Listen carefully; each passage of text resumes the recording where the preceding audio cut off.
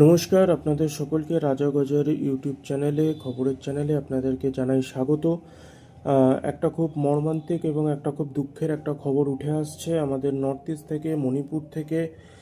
সেটা হচ্ছে যে গতকাল, মানে একদিন হয়ে গেছে অলরেডি, এটা গতকালই বলছে, গতকালের খবর এটা।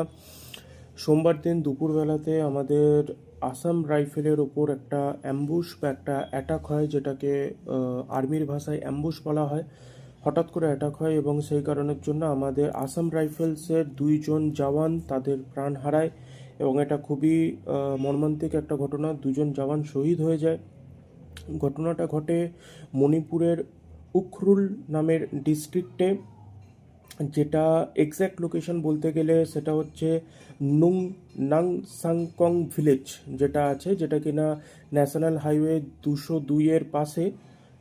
যেটার এক্স্যাক্ট লোকেশন হচ্ছে 15 থেকে প্রায় 17 কিলোমিটার উখরুলের যে হেডকোয়ার্টার আছে আমাদের আর্মির, সেখান থেকে এক্স্যাক্ট লোকেশন। সেখানে একটা ব্রিজ যখন ক্রস করছিল, এই আমাদের 40 আসাম রাইফেলসটা হচ্ছে 40 আসাম রাইফেলসের একটা যে কনভয় যখন ব্রিজ ক্রস করছিল, সেই ব্রিজের নিচে ওরা 3টে আইইডি লাগিয়ে রাখে, যেটা জানেন যে এক্সপ্লোসিভ একটা। সেই 3টের মধ্যে 2টো ওখানে ফাটে, ব্রাস্ট করে, এবং সেই জন্য অবভিয়াসলি কনভয় দাঁড়িয়ে যায়। এবং তারপর কি হয় যে ওরা লুকিয়েছিল এবং মাল্টিপল ডাইরেকশন থেকে গুলি চালাতে থাকে, এবং গিয়ে কি হয়, খুব মর্মান্তিকভাবে আমাদের 2জন জওয়ান নিজের প্রাণ হারায়।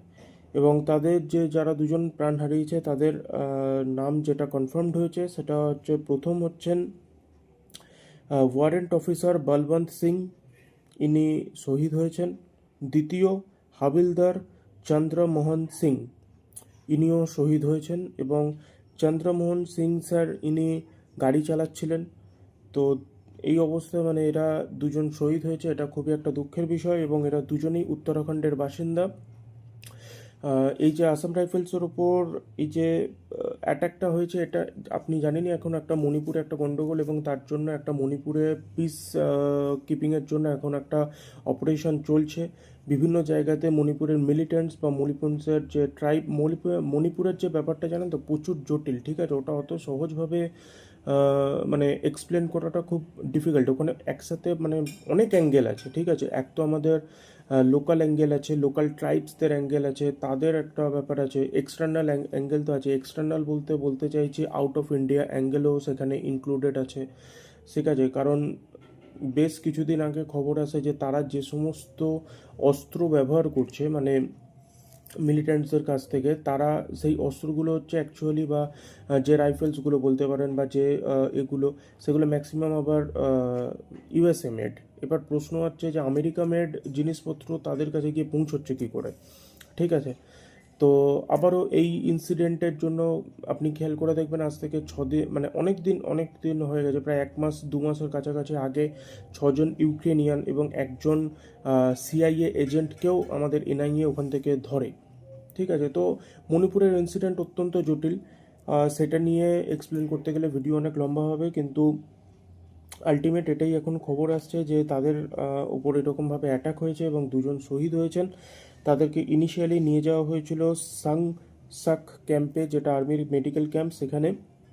কিন্তু তার পরবর্তী ক্ষেত্রে 2জন তো মারা যায়, এরকম ব্যাপার। আচ্ছা, প্রথম সন্দেহটা যাচ্ছে হচ্ছে NACN IM বলে যে একটা সংস্থা, মানে মিলিটেন্ট গ্রুপ আছে, তাদের ওপরেই সন্দেহটা সবথেকে প্রথম যাচ্ছে। কিন্তু তারা কিন্তু ডিনাই করে দিয়েছে। যখন আমি ভিডিওটা করছি তখন কিন্তু আমি রিপোর্ট অলরেডি পেয়ে গেছি যে এরা কিন্তু অলরেডি ডিনাই করে দিয়েছে। কারণ দেখুন, এবার ইন্ডিয়ার আর্মি খেপে যাবে, ঠিক আছে?